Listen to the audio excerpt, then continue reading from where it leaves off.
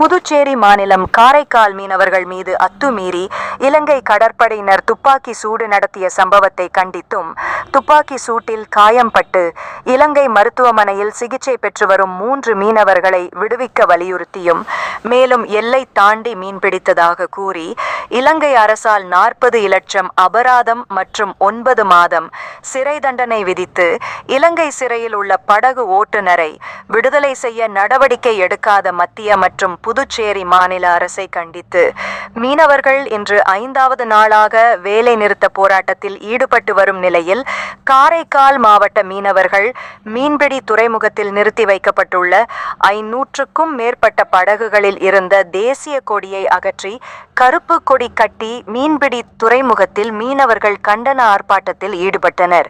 மேலும் தங்களது போராட்டங்களுக்கு அரசு நடவடிக்கை எடுக்கவில்லை என்றால் 2 நாட்களில் ரயில் மறியல் மற்றும் சாலை மறியல் போராட்டத்தில் ஈடுபட்டுள்ளதாக மீனவர்கள் மத்திய மற்றும் மாநில அரசுகளுக்கு எச்சரிக்கை விடுத்துள்ளனர்.